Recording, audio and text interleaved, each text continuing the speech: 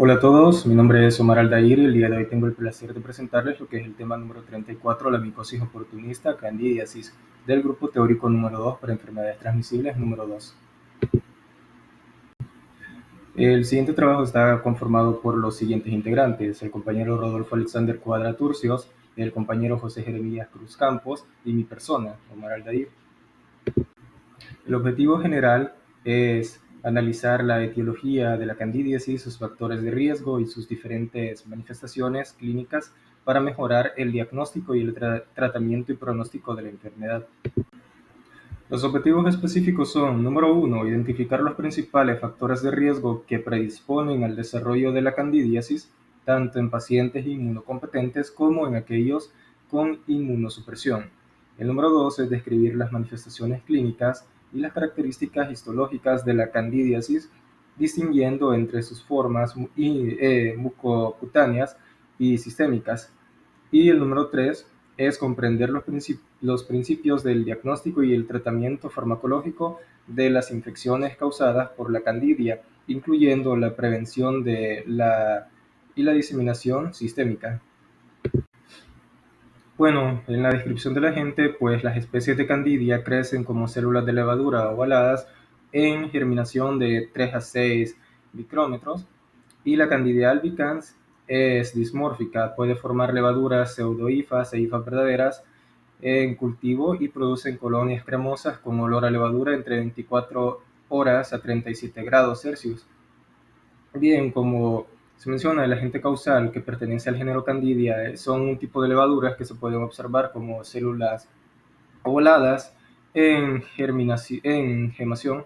Y bueno, en el caso de la Candidia albicans, que es la que nosotros vamos a estar estudiando principalmente, una de las más comunes en el ser humano, muestra una especie de dimorfismo que significa que estas pueden formar pseudo-hifas o las conocidas también como hifas verdaderas.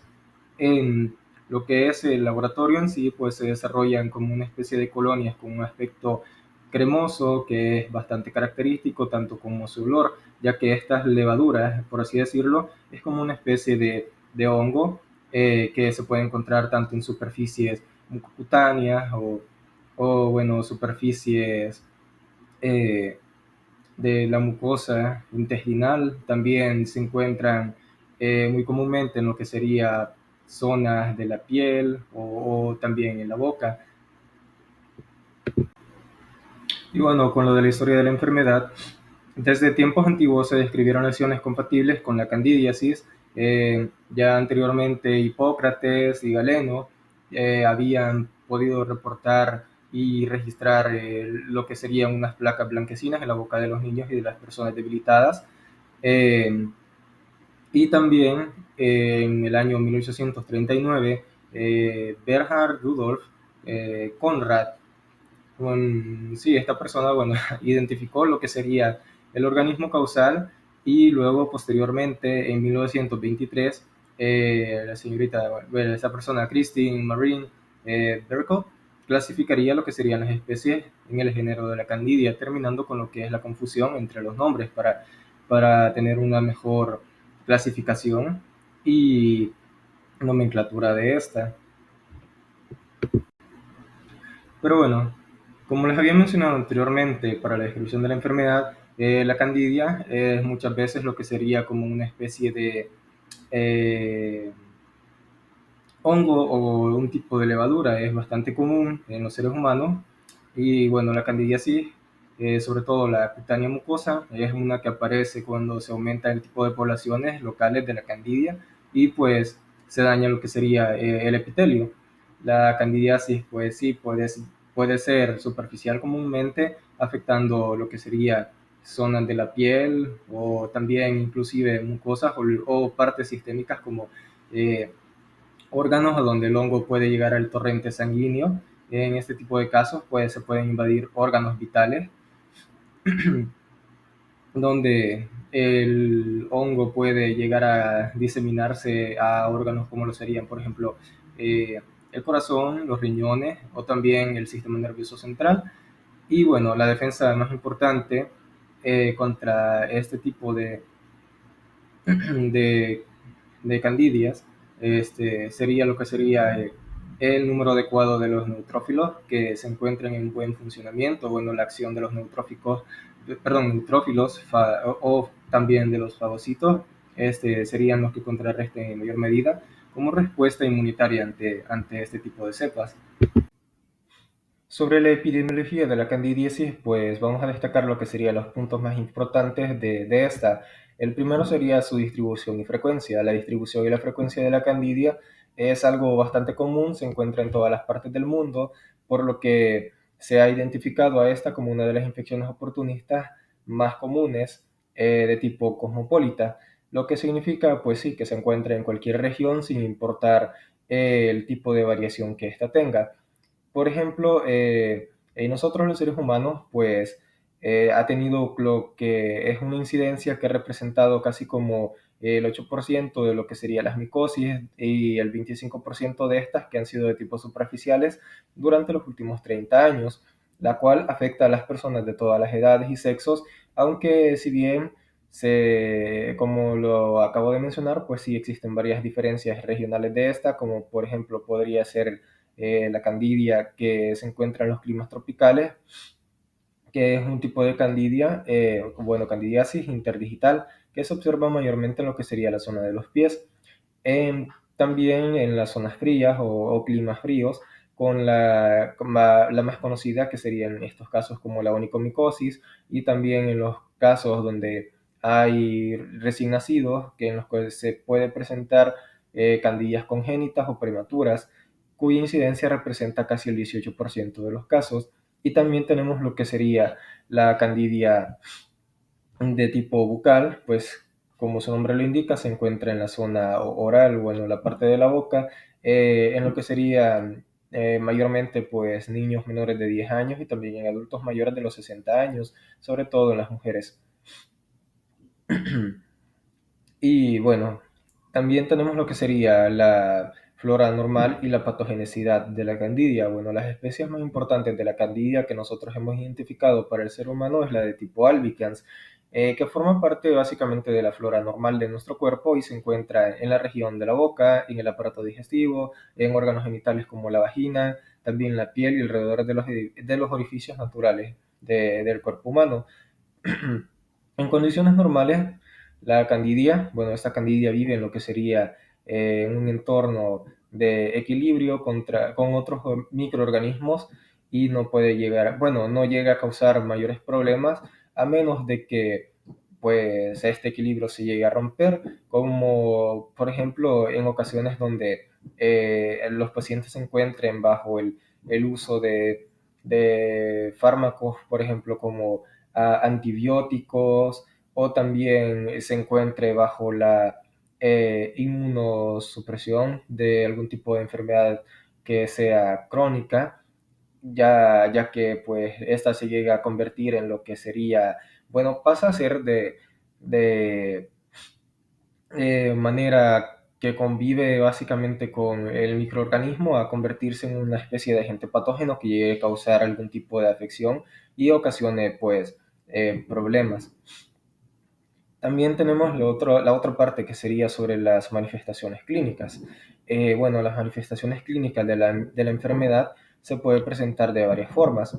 En piel y uñas, sobre todo en las mujeres, también se ha identificado lo que sería como en el área ginecológica, en la mayoría de los casos, lo que es la vulvovaginitis, que se da por la candidia, la cual allí ha ido representando como el 30% de las enfermedades ginecológicas de las cuales se trata, y es bastante frecuente, sobre todo en lo que serían las mujeres que tienen, por ejemplo, entre los 20 y 30 años, y también en mujeres embarazadas o las que tienen uso de anticonceptivos hormonales.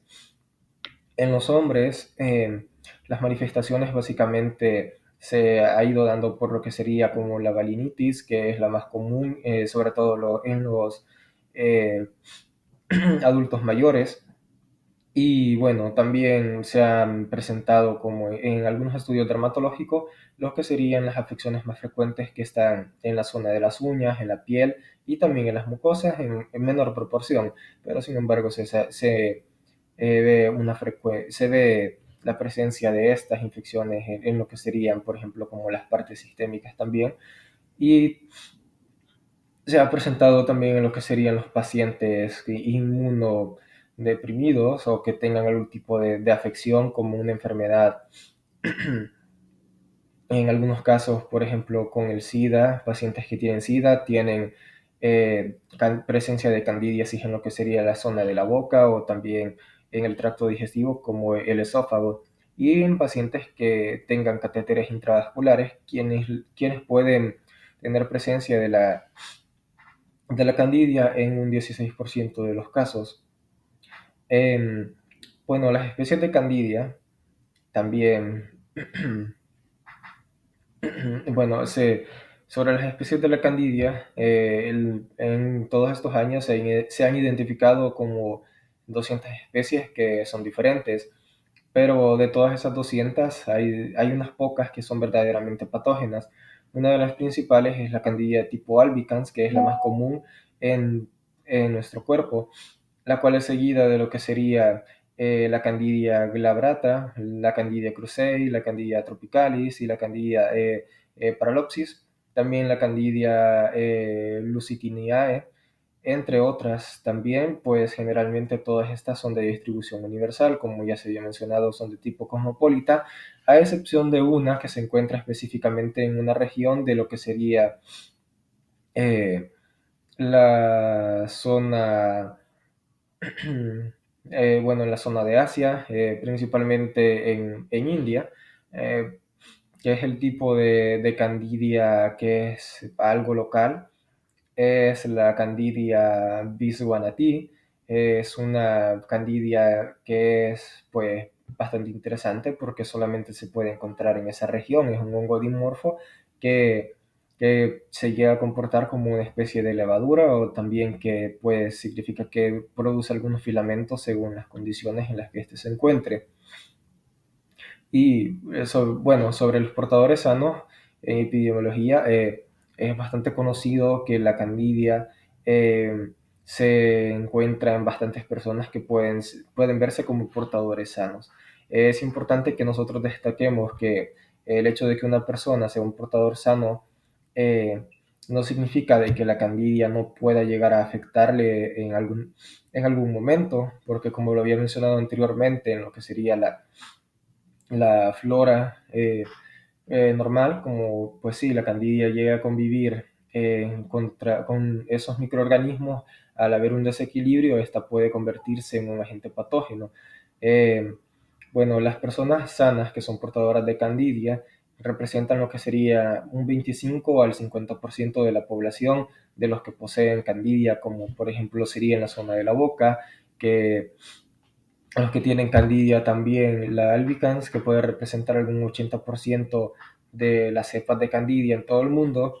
Y ese estado de portador es más común en lo que serían los pacientes como niños o pacientes que estén hospitalizados o las personas que tengan el virus del VIH o incluso que tengan alguna otra condición como por ejemplo puede ser la diabetes, que estén inmunodeprimidos, y los que tienen el uso de dentaduras postizas o pacientes que estén en tratamiento de antibióticos o inclusive en algunos casos se ha llegado a presentar en pacientes que estén bajo quimioterapias.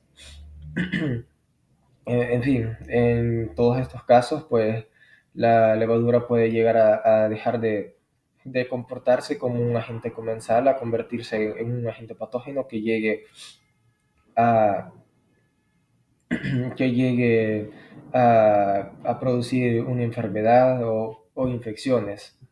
Y bueno, como aquí lo podemos observar también en esta diapositiva, se puede apreciar lo que sería eh, el ejemplo de lo que es una boca de un portador sano y una boca de un portador con candidia, la cual pues se, se nota bastante, o sea, no es difícil de ignorar tampoco lo que es la candidiasis. En este caso pues es una candidiasis oral, muy posiblemente em, pues, por este caso de que esté inmunodeprimido y y la enfermedad pasara de comportarse como un agente comensal a un agente patógeno.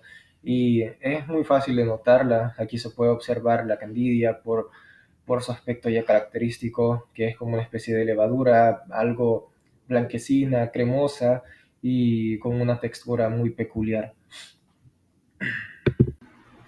Y bueno, tenemos lo que es la distribución. La distribución de la candidia pues, es una infección oportunista más frecuente en nosotros los seres humanos.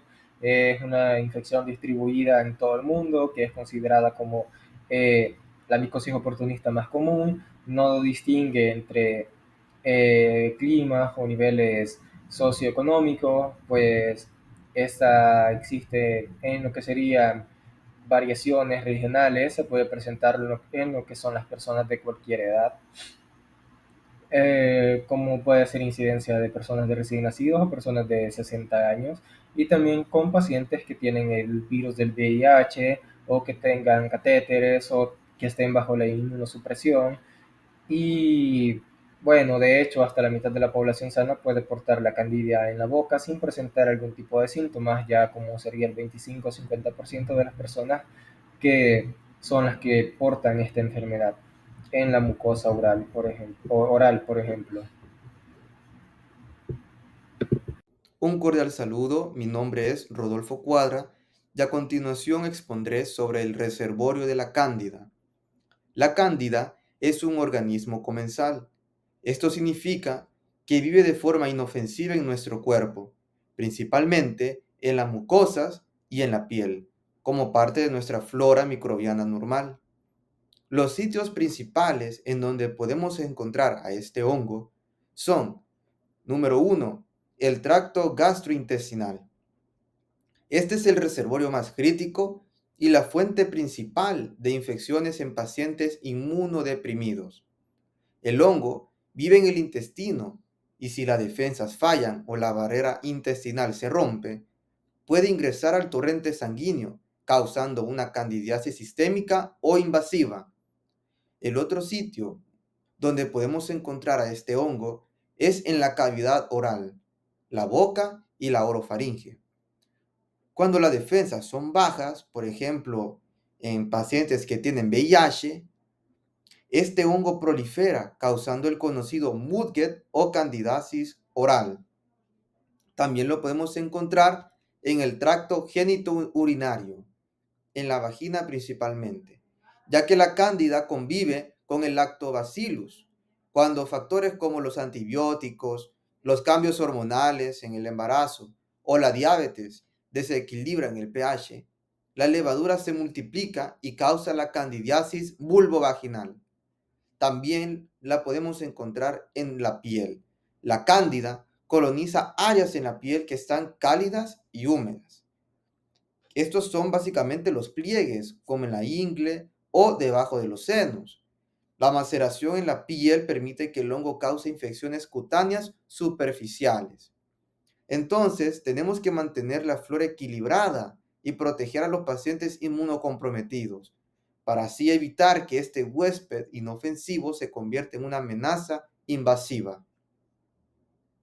A continuación, conoceremos el periodo de incubación de la candidiasis, pero este es muy diferente a otras enfermedades infecciosas, ya que la candidiasis es, en la mayoría de los casos, una infección causada por un organismo que ya vive en nosotros, un comensal, como vimos anteriormente.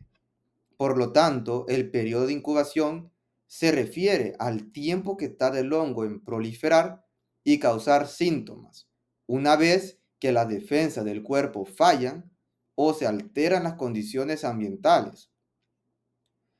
Como pueden ver en la tabla, el tiempo varía significativamente según la ubicación de la infección.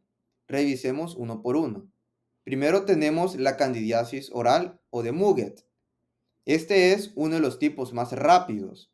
La infección puede manifestarse en tan solo 2 a 5 días, y esto ocurre típicamente después de un evento disruptivo, como el uso de un antibiótico de amplio espectro, que elimina las bacterias de la flora normal, dando vía libre a la cándida para crecer en la boca. En la candidiasis vulvovaginal Aquí es un poco más largo, ya que puede ser de 3 a 7 días. De nuevo, esto sigue a factores desencadenantes que alteran el pH vaginal, como el fin de un ciclo de antibióticos, la manipulación hormonal o los cambios durante el ciclo menstrual. En la candidiasis cutánea, es decir, en la piel, este periodo de incubación puede ser de 2 a 10 días. La clave aquí es el ambiente. La humedad y el calor excesivos, que causan maceración, como vimos antes, proporcionan un ambiente ideal para que la levadura se desarrolle hasta causar el sarpullido característico. Por último, tenemos la candidiasis invasiva o sistémica. Esta es la forma más grave, donde el hongo ingresa al torrente sanguíneo. El periodo es difícil de precisar, porque no depende de un simple desequilibrio, sino que de la gravedad de la condición médica subyacente del paciente. Se puede desarrollar en cuestión de horas o días en pacientes de alto riesgo, como aquellos en unidades de cuidados intensivos, que tienen catéteres centrales o que están severamente inmunodeprimidos. Es muy importante conocer el periodo de transmisión de la candidiasis, pero lo más importante aún, comprender por qué no se considera una enfermedad de transmisión sexual en un sentido estricto. Y la razón principal es que el hongo cándida ya forma parte de la flora natural de nuestro cuerpo. Está presente en la boca, en el intestino, la piel y la vagina de muchas personas sanas. A pesar de no ser una enfermedad de transmisión sexual en el sentido estricto, sí es posible la transmisión de persona a persona, especialmente a través del contacto directo con la zona infectada. El punto clave es el contagio sexual. Las relaciones sexuales sin protección con una pareja que tiene una infección activa pueden transmitir el hongo, aunque no es su única vía, y esta es la forma más común de contagio entre adultos. Existe también la posibilidad de transmisión de madre a hijo. Una madre con candidiasis vaginal puede transmitir al bebé el hongo de la cándida durante el parto, lo que puede causar candidiasis oral o algodoncillo, como lo podemos observar en la imagen de la diapositiva. Ahora bien, la pregunta crucial: ¿cómo somos contagiosos? El periodo de transmisibilidad no es fijo, se extiende mientras la persona infectada presente síntomas y la infección esté activa. La persona es potencialmente contagiosa durante todo ese tiempo. La recomendación fundamental para evitar la transmisión de las reinfecciones es muy clara. Se debe abstener de tener relaciones sexuales hasta que el tratamiento haya finalizado y los síntomas hayan desaparecido por completo. La buena noticia es que el tratamiento dura entre 3 y 7 días, dependiendo de la gravedad y el tipo de medicamento a utilizar. La candidiasis es una infección oportunista, y esto significa que solo toma ventaja cuando la defensa del cuerpo están comprometidas o cuando el ambiente donde vive el hongo se altera. Analicemos las 6 condiciones principales que nos hacen susceptibles. Primeramente, tenemos los factores sistémicos o los que están relacionados con el debilitamiento inmunológico. Aquí tenemos a la diabetes mellitus. La glucosa es el alimento de la cándida. En la diabetes mal controlada, los niveles de azúcar son altos y esto propicia para que el hongo se alimente y se pueda multiplicar. En el embarazo, también los cambios hormonales significativos durante el embarazo alteran el equilibrio del pH vaginal, volviendo a las mujeres mucho más propensas a desarrollar candidiasis vaginal. También tenemos la inmunosupresión y tratamientos como la quimioterapia. Este es quizás el factor de riesgo más importante. La candidiasis es muy común en pacientes con el sistema inmune debilitado, ya sea por enfermedades crónicas como el VIH-Sida o debido a tratamientos agresivos como la quimioterapia para el cáncer. Ahora bien, tenemos los factores asociados a la alteración de la flora y la barrera. Aquí tenemos el uso de antibióticos, principalmente de amplio espectro. Al tomar antibióticos, estos no solo matan las bacterias dañinas, sino también las bacterias buenas. nuestra microbiota, que mantienen a raya a la cándida. Al morir los competidores, el hongo tiene vía libre para crecer en exceso. Ahora, las infecciones virales e inmunodeficiencias agudas. Cualquier infección grave, como un virus fuerte o un periodo de estrés intenso, puede suprimir temporalmente el sistema inmune, ofreciendo una ventana de oportunidad para la candidiasis. El sistema de defensa está ocupado combatiendo otra amenaza. Y tenemos los extremos de la vida, en los recién nacidos y lactantes. Los bebés son altamente susceptibles porque su sistema inmunológico aún es inmaduro. Esto se relaciona con la transmisión de la madre al hijo durante el parto, lo que puede causar la candidiasis oral o de algodoncillo que vimos anteriormente. En conclusión, la susceptibilidad de la candidiasis no depende de la exposición al hongo, sino de la capacidad del cuerpo para controlarlo. Cualquier factor que altere nuestra flora microbiana o que debilite nuestras defensas, desde un simple ciclo de antibióticos hasta una enfermedad crónica, abre la puerta para que este oportunista cause una infección. En el siguiente esquema podemos observar la patogenia de la candidiasis, la cual está subdividida en 4 etapas. Primeramente tenemos a la cándida como comensal. Esta puede habitar en nuestro intestino en las mucosas. Podemos observar a las bacterias de color azul y verde, mientras que la cándida está representada de forma ovalada y de un color amarillento transparente. Ahora bien, podemos observar el uso de antibióticos. ¿Y esto qué va a causar? Un desequilibrio entre las bacterias que compiten con la cándida para que ésta no se prolifere sin control. Y si este equilibrio está roto, lo que sucede es que la cándida prolifera y se multiplica sin control, provocando la infección. Ahora bien, ¿qué factores, además de este, pueden romper este equilibrio? Tenemos la inmunosupresión, ¿verdad? Que puede ser causada, por ejemplo, en personas que tienen diabetes mal controlada, la mucocistis, que es la inflamación de la membrana mucosas, y en un sistema inmunitario debilitado. ¿Y cómo podemos tener un sistema inmunitario debilitado? Pues en pacientes que reciben quimioterapia o que tienen VIH. Ahora bien, la cándida puede producir biopelículas alrededor de catéteres médicos y esto la protege de las defensas inmunitarias y los antifúngicos, sirviendo como fuente de infección. Como tercera etapa, tenemos a la patogénesis e invasión. Ahora bien, aquí podemos observar el dimorfismo de la candidiasis, que puede convertirse o transformarse a hifas o pseudohifas, las cuales son cruciales para penetrar y diseminarse en los tejidos. Podemos observar la adhesión de la candidiasis a la superficie de las células del huésped, lo cual es un paso esencial antes de la invasión. Y tenemos la producción de enzimas como las proteasas y fosfolipasas. Aquí se puede observar cómo este hongo libera enzimas que digieren y destruyen las proteínas y lípidos de las células del huésped, lo que le permite penetrar aún más en los tejidos. Y en la etapa 4 tenemos la diseminación e infección sistémica. Podemos observar que el hongo entra al torrente sanguíneo y que viaja a diferentes órganos como el cerebro, el riñón, el corazón. Ahora, esto puede provocar al final una candidiasis invasiva o sepsis por candidiasis, la candidiasis invasiva en sí, lo cual es la forma más grave de la enfermedad, es decir, la candidiasis sistémica.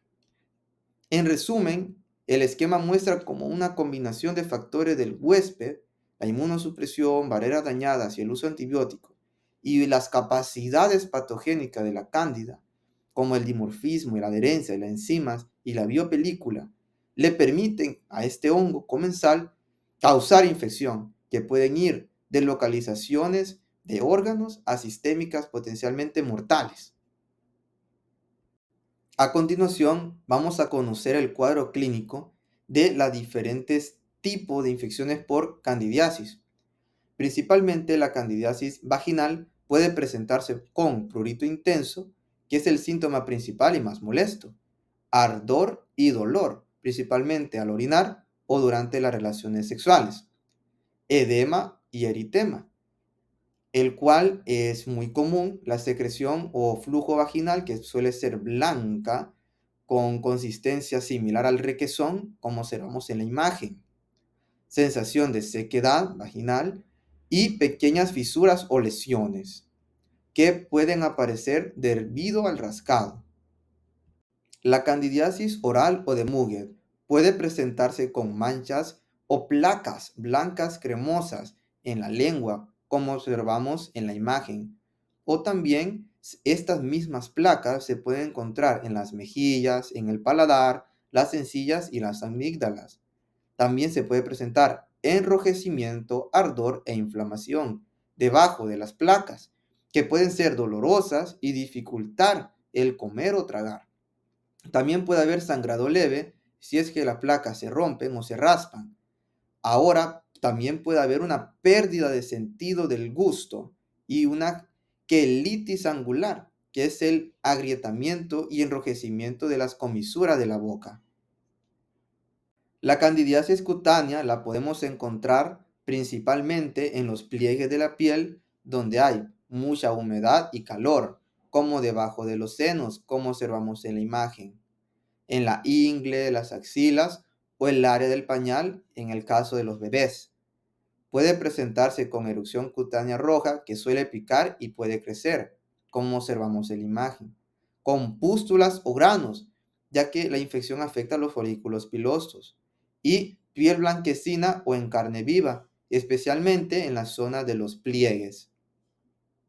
La candidiasis del pene puede presentarse con erupciones rojizas, prurito, ardor y mucho dolor.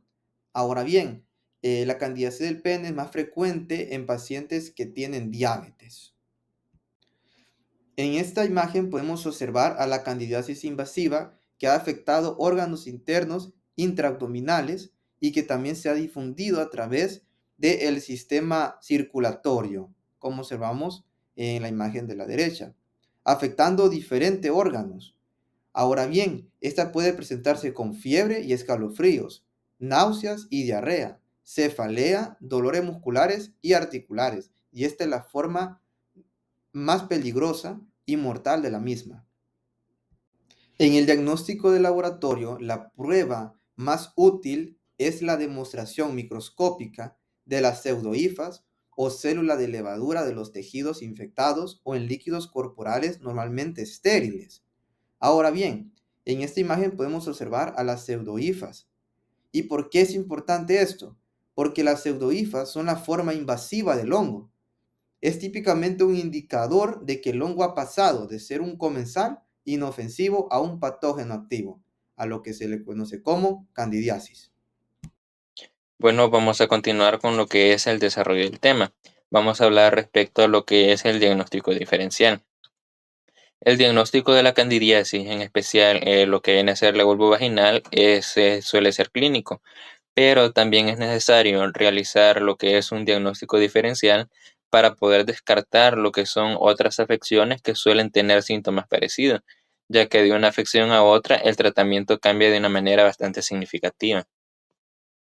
Bueno, continuando con lo que es el diagnóstico diferencial de candidiasis, vamos a hablar respecto a unos aspectos. Vamos a iniciar con lo que es la vaginosis bacteriana. Sabemos que esta es la causa más común de lo que es la vaginitis y esta se caracteriza por algunos aspectos que vamos a ver, como lo es el flujo vaginal.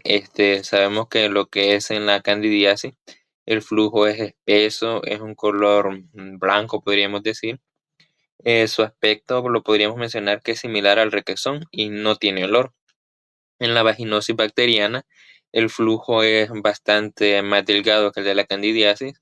Es de color blanco, o puede ser color también un tanto grisáceo, o también le puede tirar un poquito a lo que es el color verdoso. Este tiene un olor que es bastante fuerte y bastante desagradable. Se puede describir como un olor a pescado, podríamos decir. Respecto a lo que es la picazón y ardor, podemos mencionar que en la candidiasis existe un picazón y ardor intenso, ya que son los síntomas predominantes básicamente. Y en el caso de lo que viene a ser la vaginosis bacteriana, la picazón es menos común o si en caso, o sea, puede decir que prácticamente no existe, pero si llega a existir es muchísimo más leve que en el caso de la candidiasis, ya que el síntoma principal de lo que es la vaginosis bacteriana es el olor. Y también podemos mencionar respecto a lo que es el pH vaginal. El pH vaginal en lo que es la candidiasis es normal, puede ser de 4,5 o un poquito menos. En el caso de lo que es la vaginosis bacteriana es un tanto más alcalino, entonces podemos decir que estaría arriba de 4,5. Esta prueba del pH es una prueba de diagnóstico bastante crucial que se hace mucho.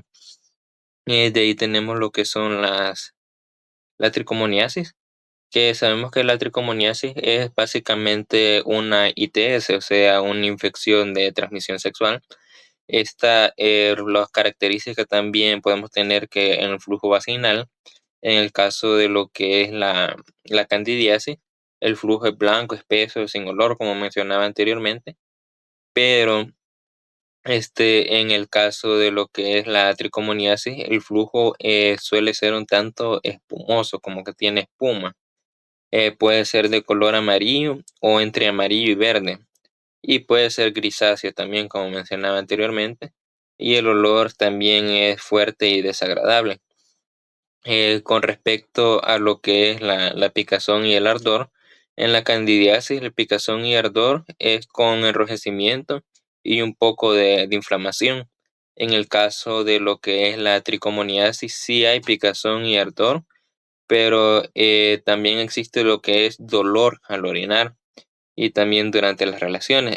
También podemos mencionar en otros síntomas de esto, es que la tricomoniasis, a diferencia de la candidiasis, puede causar dolor en la parte baja del abdomen y la inflamación pues puede ser un tanto más severa, por así decirlo. Luego tenemos lo que es la dermatitis por contacto. Como su nombre lo dice, es por contacto, puede ser una reacción alérgica cuando esté presente un agente irritante.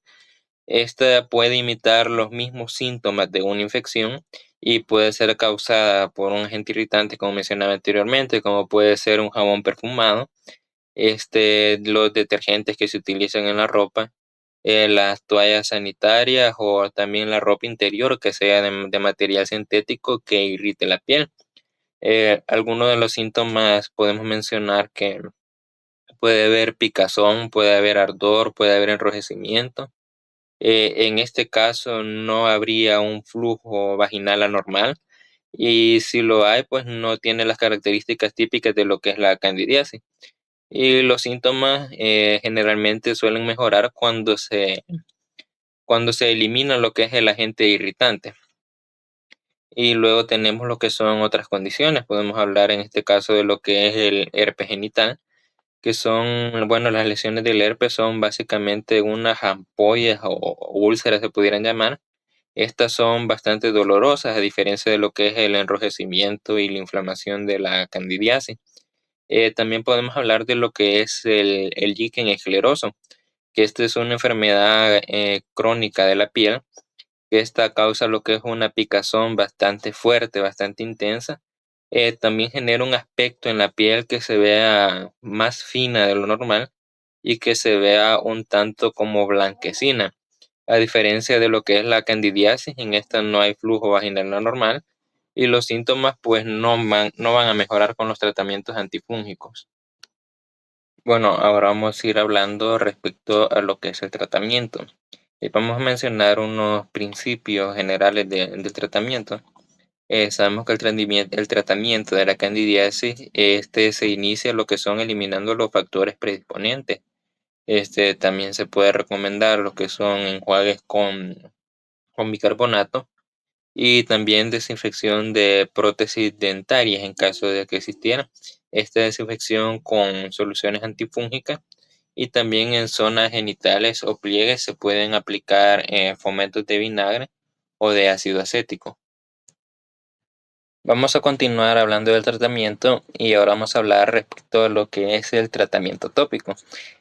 Sabemos que el tratamiento tópico se utiliza en lo que son las modalidades superficiales y en las que ya están localizadas, que es donde se sabe que se necesita aplicar el tratamiento. Se puede utilizar cualquier tipo de imidazol tópico. Esto vendría a ser en dosis de 1 o 2 veces al día. Y como por ejemplo se puede utilizar el miconazol, clotrimazol, ketoconazol, leconazol, y pues como mencionaba, aplicados 1 o 2 veces al día. Luego tenemos lo que viene a ser el tratamiento sistémico, lo podríamos llamar en cierta manera. En este se recomienda utilizar lo que es el fluconazol en dosis de 150 miligramos por 7 días, o también existe la posibilidad de utilizar 200 a 300 miligramos al día en dosis semanales. Mientras que en caso de alguna vaginitis más resistente, como lo es en el caso de la glabrata, se puede utilizar lo que es anfotericina, o también existe otro tratamiento que es bastante utilizado, lo cual es el ácido bórico, que este ácido bórico se puede utilizar en dosis de 600 miligramos, por lo que es la vía intravaginal 1 vez al día, solo que ese tratamiento vendría a durar de aproximadamente unos 15 a 16 días. También tenemos lo que son las cremas de fluocitocina, que estas también se pueden utilizar diariamente por unos 14 a 15 días. También podemos recomendar lo que es el ketoconazol en dosis de 200 miligramos 2 veces al día durante 5 días, o utilizar itroconazol en dosis un poquito fuertes que serían de 400 a 600 miligramos, pero con la diferencia que estas serían en dosis única. También o dosis de 200 miligramos al día por 3 a 5 días, y en caso de presentaciones crónicas 200 miligramos durante 3 días seguidos. O también existe la posibilidad de usar 200 miligramos cada primer día del ciclo menstrual durante 6 meses. Aunque existe la otra alternativa de utilizar 100 miligramos durante un mes.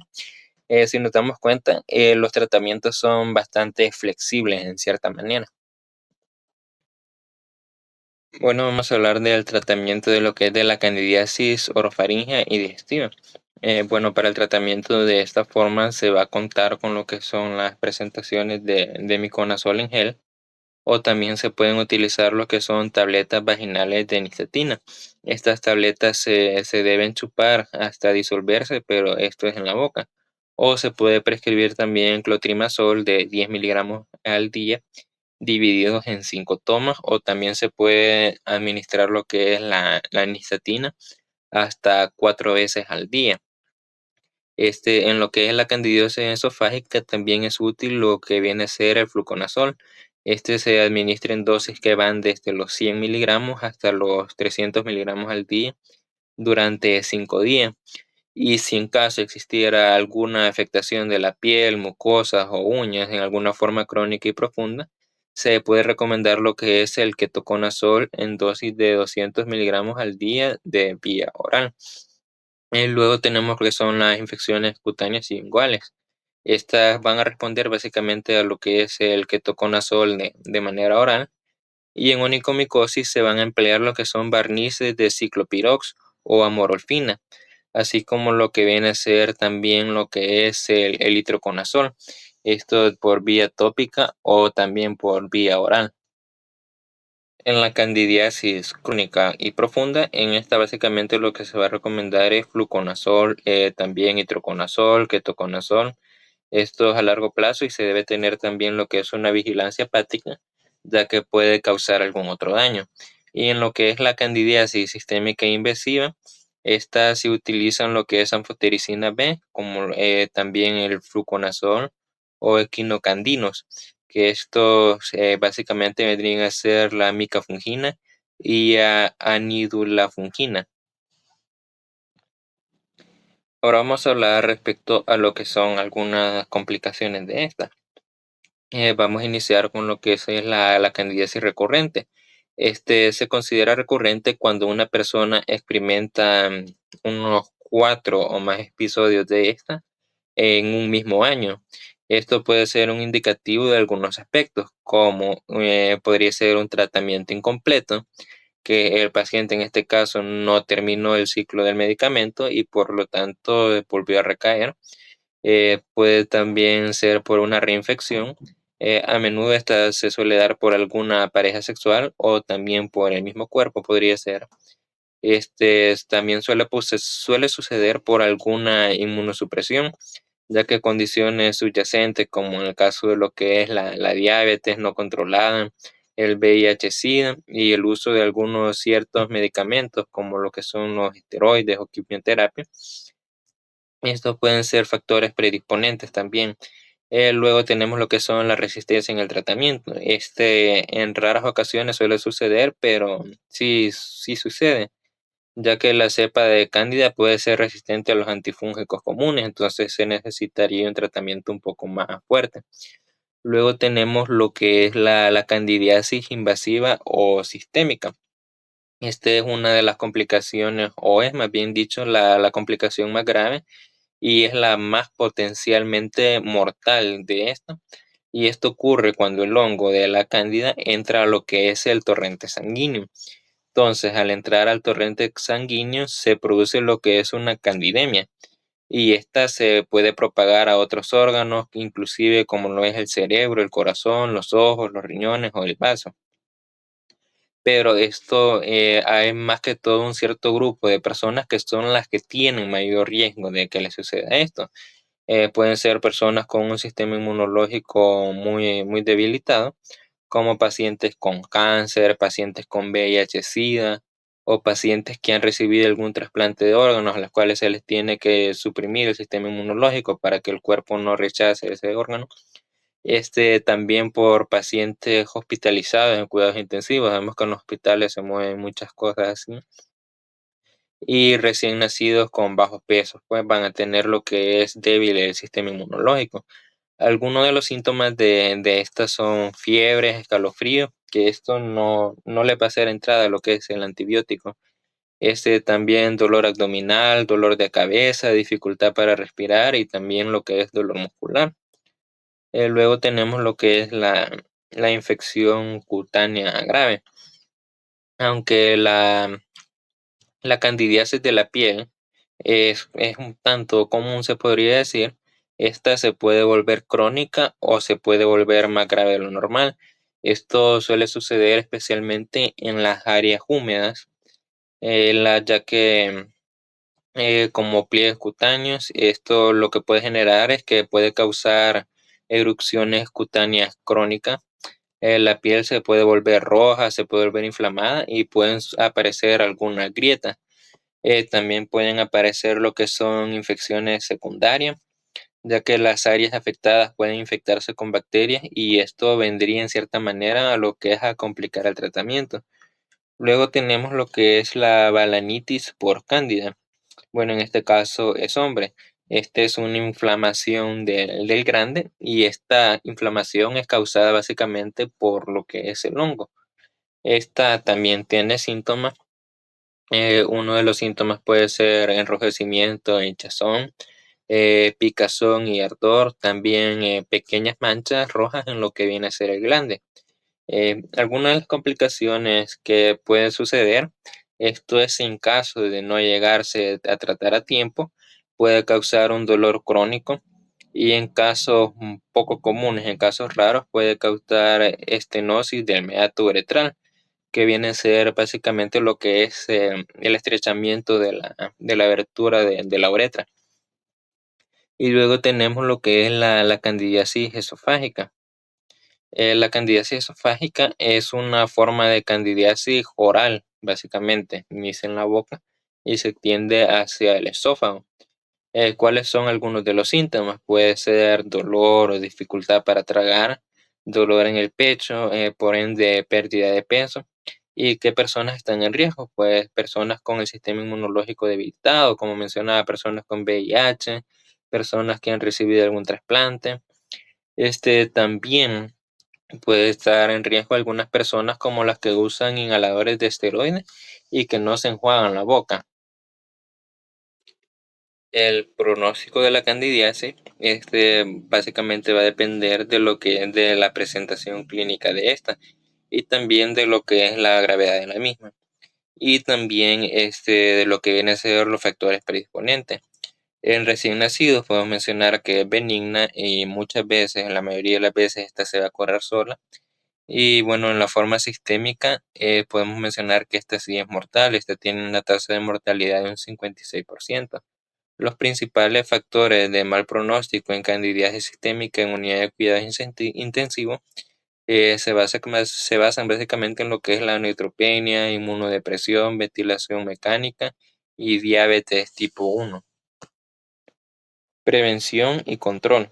Bueno, sabemos que para prevenir lo que es la diseminación sistémica es necesario saberla detectar a tiempo y tratarla a tiempo también. Hay que tratar a tiempo toda infección, ya sea de la boca, esófago, de la vejiga, especialmente de lo que son las personas con factores sistémicos predisponentes. La quimioprofilaxis con lo que es el fluconazol ha disminuido la incidencia de lo que es la candidiasis invasiva después de trasplantes de células madres hematopoyéticas.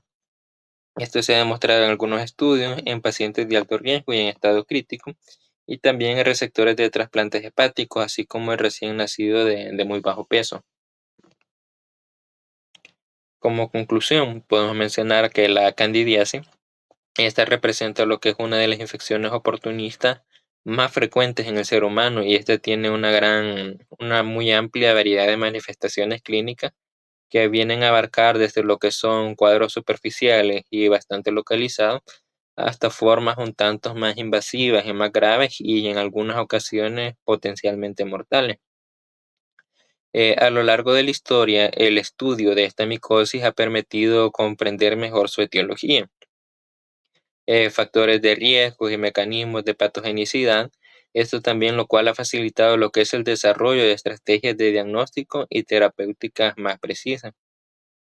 El abordaje oportuno de la enfermedad requiere no solamente identificar sus formas clínicas, sino que más que eso también atender lo que son los factores predisponentes, como lo es la inmunosupresión, la diabetes, el uso prolongado de lo que son antibióticos y bueno, el tratamiento de este está basado básicamente en antifúngicos tópicos o sistémicos. Esto va a depender mucho de lo que es la gravedad de esta y estos han demostrado lo que es eficacia. Sin embargo, también la resistencia emergente de algunas especies, esto destaca lo que es la importancia de tener una muy buena vigilancia y el uso racional también de estos fármacos. Bueno, como final podemos decir que la candidiasis continúa siendo un desafío clínico, ha sido y continúa siendo un desafío clínico y epidemiológico y su prevención y su diagnóstico temprano y control va a depender mucho de lo que es un enfoque integral y que este combine lo que son las medidas terapéuticas, medidas educativas y preventivas para reducir lo que es su impacto en la salud pública.